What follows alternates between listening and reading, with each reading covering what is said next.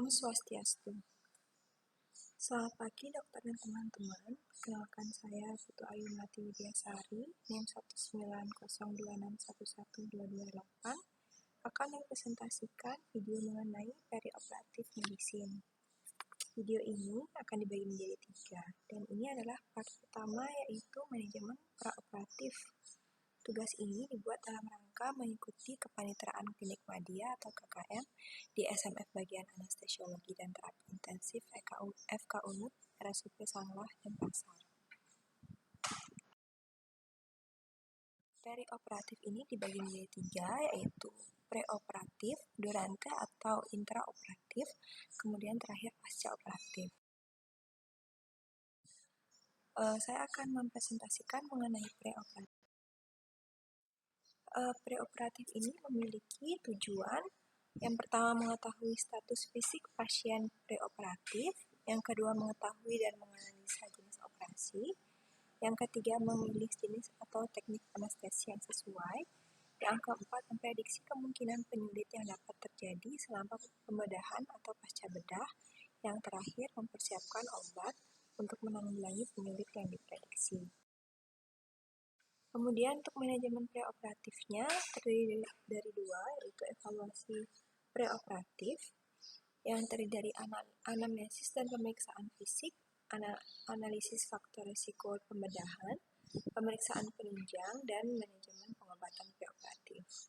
Untuk persiapan preoperatifnya terdiri dari persiapan preoperatif di poliklinik dan di rumah, persiapan preoperatif di ruang perawatan, persiapan preoperatif di ruang persiapan instalasi biaya sentral atau IBS, yang terakhir persiapan preoperatif di ruang operasi. Selanjutnya, langkah-langkah evaluasinya terdiri dari 6. Yang pertama, anamnesis; kedua, pemeriksaan fisik; ketiga, pemeriksaan penunjang; keempat, diagnosis kerja dan kesimpulan penyulit pasien; yang kelima, rencana tindakan; dan yang terakhir, persiapan pasien. Selanjutnya, anamnesis. Anamnesis terdiri dari identitas pasien. Anamnesis dilakukan dengan pasien sendiri, yaitu dengan orang sendiri atau dengan orang lain, keluarga atau pengantarnya. Meliputi identitas pasien atau biodata, anamnesis khusus yang berkaitan dengan penyakit bedah yang mungkin menimbulkan gangguan fungsi sistem organ, riwayat penyakit sistemik yang pernah diderita atau sedang menderita penyakit sistemik selain penyakit bedah yang diderita, yang bisa mempengaruhi anestesi atau dipengaruhi oleh anestesia, riwayat pemakaian obat yang telah atau sedang digunakan yang mungkin berinteraksi dengan obat anestesia, misalnya kortikosteroid, obat antihipertensi, obat antidiabetik, antibiotika golongan aminoglycosid, digitalis, diuretika, tranquilizer, obat penghambat monoamin oksidase, dan bronkodilator. Kemudian riwayat operasi atau anestesia yang terdahulu, misalnya apakah pasien mengalami komplikasi anestesia, kebiasaan buruk antara lain perokok, meminum alkohol, pemakai obat-obatan terlarang, riwayat alergi terhadap obat atau yang lainnya.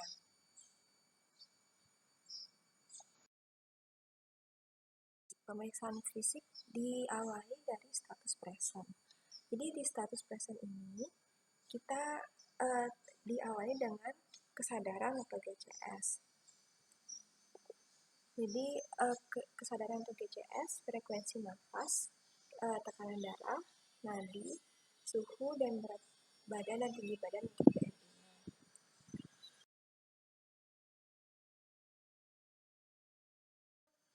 Untuk status generalisnya terdiri dari psikisnya, misalnya dia gelisah, takut, atau kesakitan.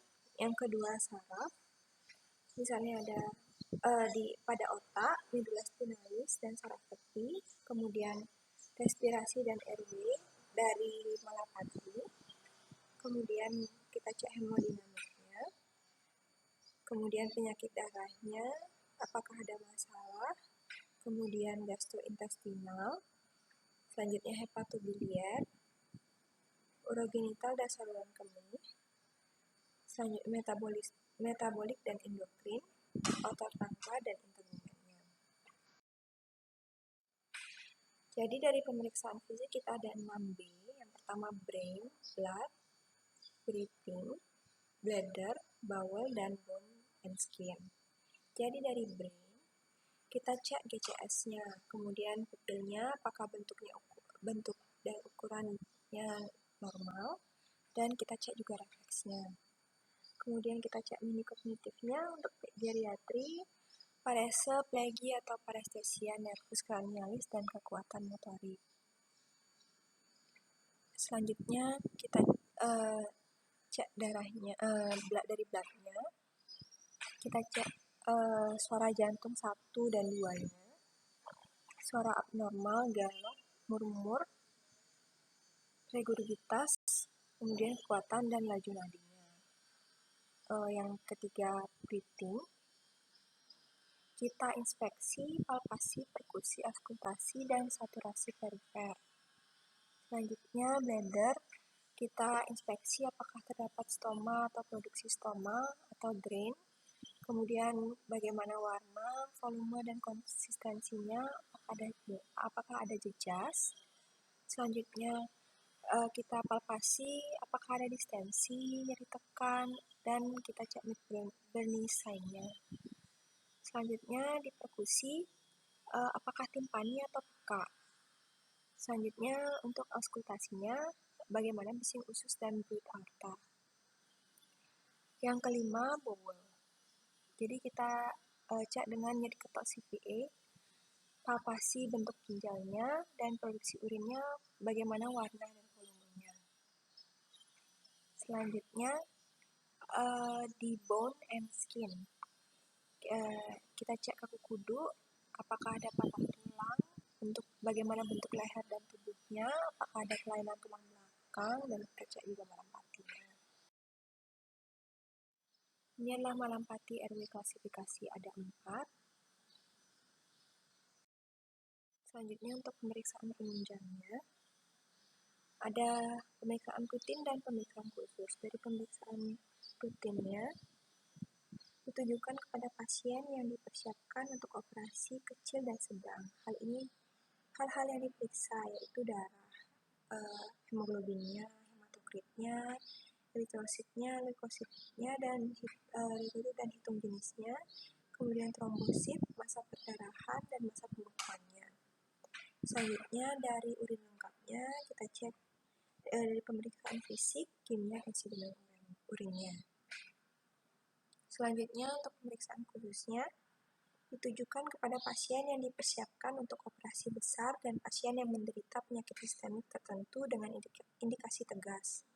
Hal-hal yang diperiksa adalah pemeriksaan laboratorium yang lengkap meliputi fungsi hati, fungsi ginjal, analisis darah, elektrolit, hematologi, dan faal hemostasis lengkap sesuai dengan indikasi. Selanjutnya, kita cek pemeriksaan radiologinya, apakah kita cek fototoraksnya, IVP-nya, dan hal-hal lain selain untuk sesuai indikasinya. Yang ketiga, kita cek evaluasi kardiologinya, terutama untuk pasien yang berumur di atas 35 tahun. Yang terakhir, pemeriksaan spirometri pada penderita BPOK. Kita bisa cek dari ASA, berdasarkan hasil evaluasi perawat kuratif tersebut, didapatkan simpulan status fisik pasien praanestesi. Dari ASA, American Society of Anesthesiology, ASA ini membuat klasifikasi status fisik praanestesi menjadi 5. Yang pertama, pasien penyakit bedah tanpa disertai penyakit sistemik. Yang kedua, pasien penyakit bedah disertai dengan penyakit sistemik ringan sampai sedang. Yang ketiga, pasien penyakit bedah disertai dengan penyakit penyakit sistemik berat yang disebabkan karena berbagai penyebab tetapi tidak mengancam nyawa. Yang keempat, pasien penyakit bedah disertai dengan penyakit sistemik berat yang secara langsung mengancam kehidupannya. Yang kelima, pasien penyakit bedah yang disertai dengan penyakit sistemik berat yang sudah tidak mungkin ditolong lagi, dioperasi maupun tidak dalam 24 jam, pasien ini akan meninggal. Misalnya dari ASA ini yaitu pasien dengan ruptur aneurisma aorta abdominalis. Kemudian apabila tindakan pembedahannya dilakukan secara darurat, maka di ASA ini dicantumkan tanda E atau emergency di belakang angka, misalnya ASA 1E. Selanjutnya, rencana tindakannya. Dari pertimbangan pemilihan anestesi analgesia, kita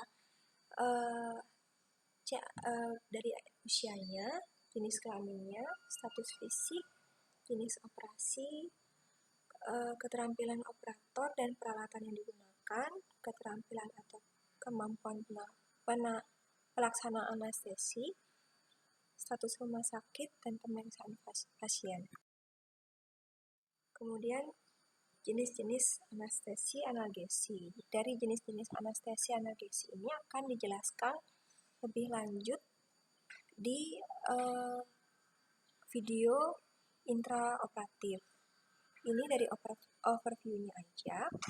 Jadi anestesi umum itu suatu keadaan tidak sadar yang bersifat sementara yang diikuti oleh hilangnya rasa nyeri di seluruh tubuh akibat pemberian obat anestesi. Kemudian pada anestesi lokal, yaitu anestesi yang dilakukan dengan cara menyuntikkan obat anestesi lokal pada daerah atau di sekitar lokasi pembedahan yang menyebabkan hambatan konduksi impuls aferen yang bersifat temporer. Yang terakhir, ada analgesi regional. Analgesia regional ini adalah tindakan analgesia yang dilakukan dengan cara menyuntikkan obat anestetika lokal pada lokasi serat saraf yang menginervasi regio tertentu yang menyebabkan hambatan konduksi impuls aferen yang bersifat temporer. Kemudian selanjutnya persiapan pasien. Jadi persiapan pasien itu yang pertama ada poliklinik dan di rumah pasien. Selanjutnya yang kedua ruang perawatan, yang ketiga ruang persiapan IBS, dan terakhir di kamar operasi. Pada poliklinis atau di rumah untuk pasien rawat jalan, yang pertama persiapan psikisnya, perlu persiapan psikis, KIE yang baik mengenai rencana anestesia dan pembedahan. Jadi kita berikan penjelasan kepada pasien atau keluarganya agar mengerti perihal rencana anestesi dan pembedahan yang direncanakan, sehingga dengan demikian diharapkan pasien dan keluarganya bisa lebih tenang. Kemudian yang kedua, kita persiapkan fisiknya. Kita berikan informasi kepada pasien agar menghentikan kebiasaan-kebiasaan seperti merokok, minuman keras, dan obat-obatan tertentu minimal 2 minggu sebelum anestesi atau minimal dimulai sejak evaluasi pertama di poliklinik. Kemudian melepas segala macam prostetis dan aksesoris.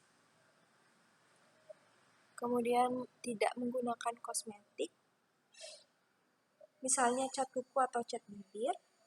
Kemudian pasien puasa dengan aturan pada pasien kurang dari 6 bulan, makanan pada susu formula atau ASI-nya 4 jam, cairan jernih tanpa partikelnya 2 jam. Kepada pasien dengan usia 6-36 bulan, puasa makanan padat susu formula atau ASI-nya 6 jam, cairan jernih tanpa partikelnya 3 jam. Untuk pasien dengan usia lebih dari 36 bulan, puasanya puasa makanan padat susu formula atau ASI-nya 8 jam, kemudian cairan jernih tanpa partikelnya 3 jam. Kemudian diharuskan agar pasien mengajak ikut serta salah satu keluarga atau orang tua atau teman dekatnya untuk menemani atau menunggu selama atau setelah mengikuti rangkaian prosedur pembedahan dan pada saat kembali pulang untuk menjaga kemungkinan penyulit yang tidak diinginkan. Kemudian selanjutnya membuat surat persetujuan tindakan medis. Surat ini dibuat setelah pasien tiba di ruang penerimaan pasien rawat jalan. Pada pasien dewasa bisa dibuat sendiri dengan menandatangani lembaran formulir yang sudah tersedia pada bendel kertas badik dan disaksikan oleh petugas yang ditunjuk waktu itu. Pada pasien bayi, anak-anak dan orang tua dibuat oleh salah satu keluarganya yang menanggung dan juga disaksikan oleh petugas yang ditunjuk. Yang terakhir, pasien diminta untuk mengganti pakaian yang dipakai dari rumah dengan pakaian khusus kamar operasi. Pada ruang perawatan, di ruang perawatan ini pada dasarnya sama dengan persiapan klinik. Jadi dimulai dari persiapan psikis, pemberian obat sedatif, pada pasien dengan stres berlebihan atau pada pasien yang tidak kooperatif. Diberikan oral pada malam hari sebelum tidur dan pagi hari 60-90 menit sebelum ke IBS. Kemudian atau obat rektal pada pasien pediatrik di pagi hari sebelum ke IBS.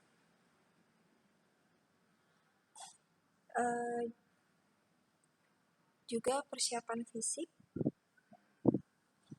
dihentikan kebiasaan-kebiasaan seperti merokok, minuman keras, dan obat-obatan tertentu minimal 2 minggu sebelum anestesi atau minimal dimulai sejak evaluasi pertama di poliklinik.